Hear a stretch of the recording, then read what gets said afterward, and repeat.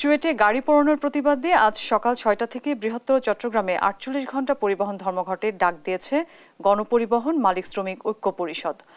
এ বিষয়ে জানাতে চট্টগ্রাম থেকে যুক্ত হচ্ছেন সহকর্মী একেএম নাজিম। নাজিম, ধর্মঘটের কেমন প্রভাব পড়েছে সড়কে, বিস্তারিত জানাবেন। জি, আপনি যেমনটা বলছেন, আসলে বাসের কারণে পরিবহন ধর্মঘট যে শুরু হয়েছে সে কারণে নগরের বাস নেই। এর কারণে আসলে চরম ভোগান্তিতে পড়ছে সাধারণ মানুষ। কারণ হঠাৎ এই পরিবহন ধর্মঘটে অনেকে জানতেন না আসলে যে আজ পরিবহন ধর্মঘট বা আজকে বাস চলবে না।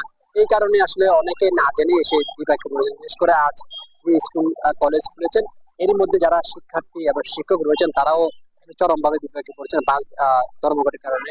কারণ গতকাল দুপুরের পরে পরিবহন ঐক্য মালিক সমিতির পক্ষ থেকে 4 দফা দাবিতে তারা পরিবহন 48 ঘন্টার পরিবহন ধর্মঘট ডেকেছেন। তাদের 4 দফা দাবির মধ্যে সবচেয়ে বড় দাবি ছিল যে চুয়েটের যে ঘটনা, সেখানে আন্দোলনরতরা তাদের 4টি বাসের মধ্যে 3টি বাসে আগুন দেয় এবং একটি বাস ভাঙচুর করে। পাশাপাশি হচ্ছে যে নগরের বিভিন্ন জায়গায় পুলিশ কর্তৃক হয়রানি এবং র্যাব কর্তৃক চাঁদাবাজির অভিযোগে আটক করে নেওয়া, মোট এগুলো সহ মোট 4 দফা দাবিতে তাদের এই পরিবহন ধর্মঘট চলছে। এতে করে আসলে চরম ভোগান্তির মধ্যে পড়েছেন সাধারণ মানুষ। যেহেতু চট্টগ্রামের কক্সবাজার, রাঙ্গামাটি, খাগড়াছড়ি, বান্দরবান এসব জেলায় মূলত 120টি রুটে বাস চলাচল বন্ধ রয়েছে।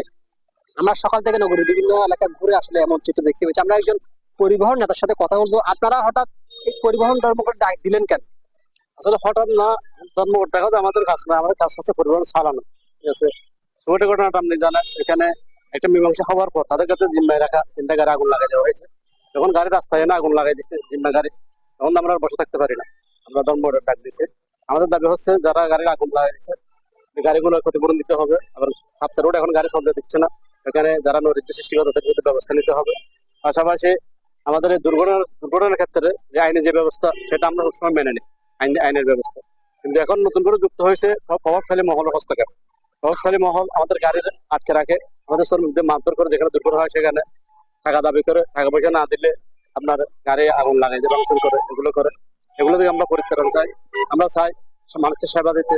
পাশাপাশি এই যে সড়কের নৈরাজ্যের জন্য যেগুলো দায়ী, আমরা নসিমন, করিমন, ছোট গাড়ি, 3 হুইলার, রিক্সা ভ্যান, তারপর ইদানিং নতুন ভাবে যুক্ত হয়েছে আপনার ব্যাপার মোটরসাইকেল 3 জন নিয়ে যাত্রী বহন, হেলমেট ছাড়া যাত্রী মোটরসাইকেল চালানো, এগুলো ছাড়া দুর্ঘটনা হয় কিন্তু দায় নিতে হয় আমাদের।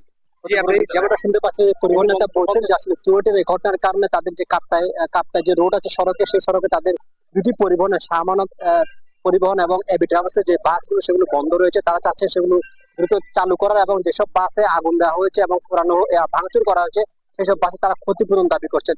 এই অবস্থায় আর দুপুর 2টার দিকে চট্টগ্রাম জেলা প্রশাসনের সম্মানিত একটি সভার আয়োজন করা হয়েছে। সেই সভায় আসলে জানা যাবে যে পরিবহন ধর্মঘট থাকবে কিনা বা এই পরিস্থিতি কোন দিকে যাবে।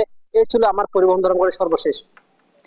নাজিম, আপনাকে ধন্যবাদ। দর্শক, চট্টগ্রাম থেকে যুক্ত হয়েছিলেন আমাদের সহকর্মী।